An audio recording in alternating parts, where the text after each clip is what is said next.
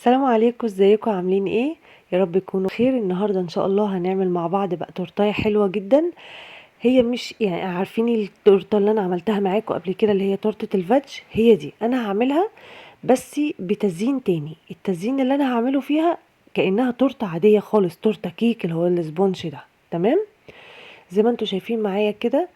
الكيك طبعا انا عملته معاكم قبل كده على القناه، هترجعوا كده الفيديوهات فيديوهين ثلاثه كده ولا حاجه من اللي فاتوا، هتلاقيها بنفس الطريقه وعملتها بكل الايه الخطوات بتاعتها. تمام.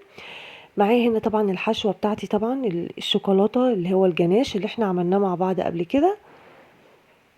تمام، هتلاقوه برده موجود في نفس الفيديو اللي انا نزلته، بس انا ما حبيتش بقى ان انا اعيد معاكم كله علشان ما تزهقوش، يعني هيبقى فيديو ممل كده، فقلت بس اديكم الفكره واديكم فكرة التزيين.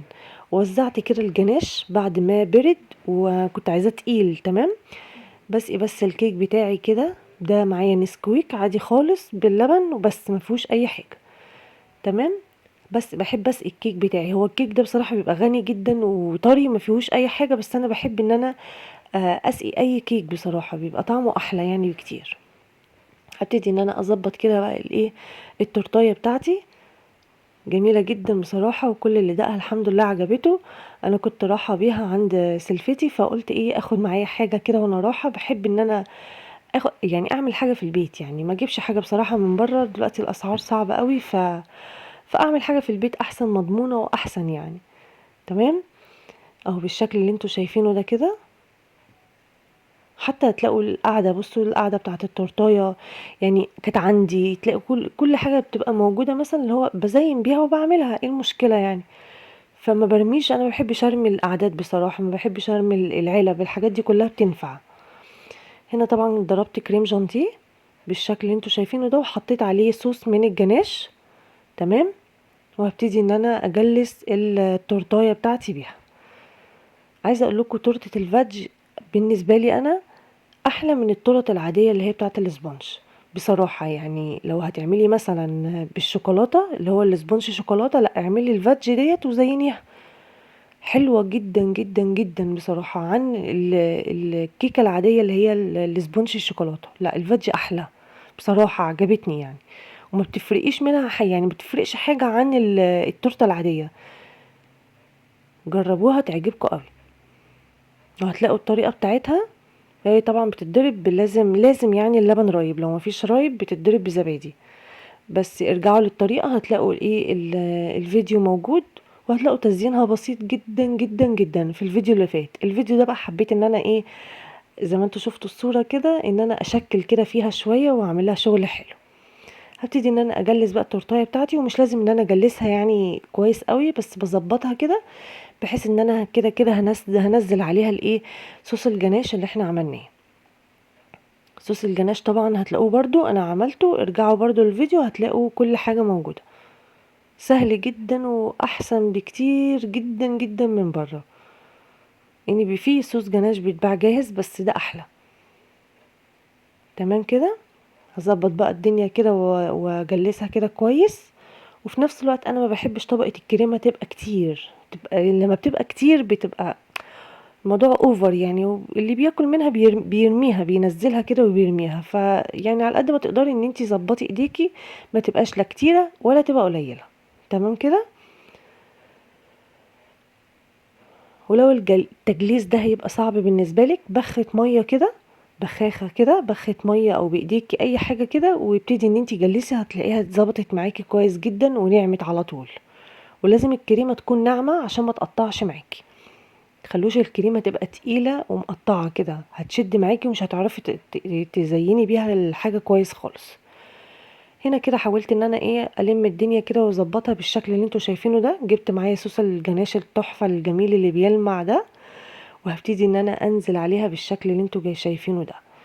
وحطيتها طبعا بقى تحت صينية كده علشان اللي ينزل طبعا مش هيترمي، يعني ما بيبقاش فيه اي حاجة فيه خالص فبينفع. اهو بالشكل ده كده ببتدي ان انا انزل بالمنظر ده، تحفة جميلة جدا. وبصوا الصوص الجناش فظيع بيلمع وحلو قوي قوي، وتقله حلو جدا. يعني حاولي ان انت تظبطيها، ما تبقاش لا خفيفة قوي ولا تقيلة قوي، علشان تبقى ايه يعني خفيفة حتى في الاكل يعني. ولو خفيفة مش هتبين الكريمه من تحت، فحاولي ان انت تظبطيها. تمام.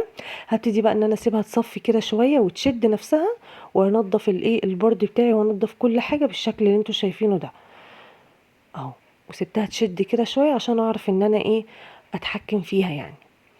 هبتدي بقى معايا هعمل اللي هو السور كده اللي بيتعمل حوالين التورتايه، على ورق زبده، على اي حاجه عندك. هتبتدي ان انت تعملي السور كده بالشكل ده، اي شكل عشوائي بقى، يمين شمال فوق تحت دواير، اي حركه انت حباها اعمليها. هتلاقوها برضو انا عملتها معاكم في فيديو اللي فات، كانت بتاعه التورتايه برضو، عملتها بالشكل اللي انتوا شايفينه ده كده. تمام. بس انا بحب اديكم فكرة تزيين الحاجة نفسها، يعني انا بحب ان انا اوصل لكم الفكرة نفسها واوريكم انا عملت ايه. تمام كده. فبحب ان انا في فيديو ممكن اشرح فيه، وفي فيديو مثلا اوريكم انا عملتها في الفيديو اللي فات، فابقوا شوفوها هتلاقوها الوصفة بالظبط كده يعني، عشان برضو ما تزهقوش يعني من الفيديو نتفرجوا عليه. ببتدي ان انا اسويها كده بالشكل ده، وهعمل بقى حتة للحتة ديت كده. فباخد المقاس الاول بورق زبدة كده زي ما انتوا شايفين، اخد المقاس الاول وبعد كده اقطع واعمل عليها الصوص الشوكولاته. قلت بقى اعملها شوكولاته بيضه عشان طبعا ما تبقاش كلها كده سمره، تبقى مديه شكل حلو يعني. زي ما انتوا شفتوا شكلها كده، بصراحه كان شكلها تحفه وشيك كده انك انتي تاخديها عند حد، يعني بصراحه قيمه يعني. هبتدي ان انا اشيل الورق كده واحده واحده بالراحه. هي بتمسك على طول يعني، هي مسافه ما بتحطيها اصلا الجو التلج اللي احنا فيه ده تروح ماسكه على طول. لكن لو في الصيف هتستني عليها شويه، وممكن تحطيها في التلاجة وبعد كده يبقى شيلي ورق الزبده من عليها. تمام. هبتدي بقى واحده واحده كده وبالراحه.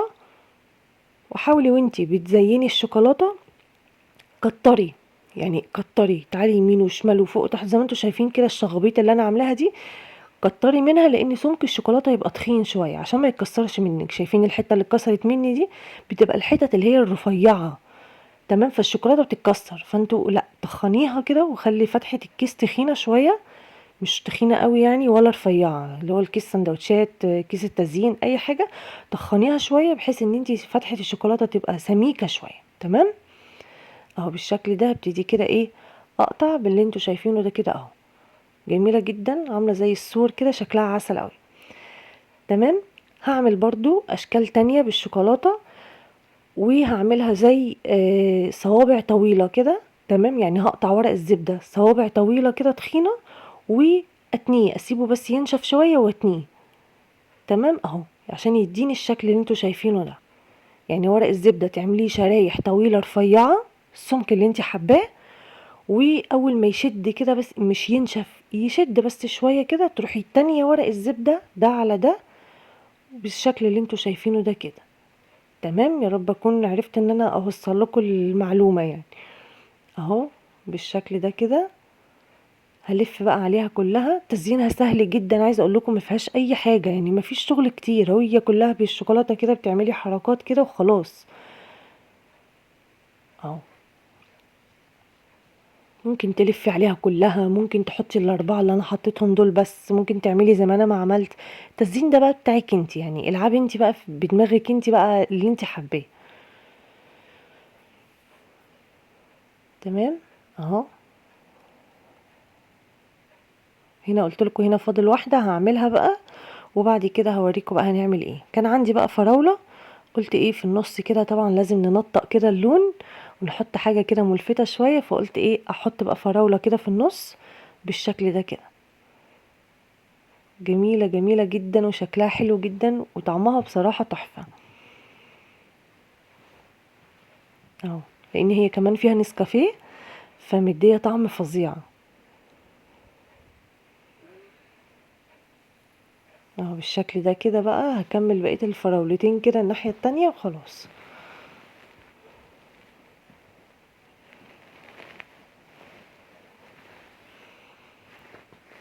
بس كده حلوة قوي قوي قوي، وشكلها شيك جدا جدا بصراحة.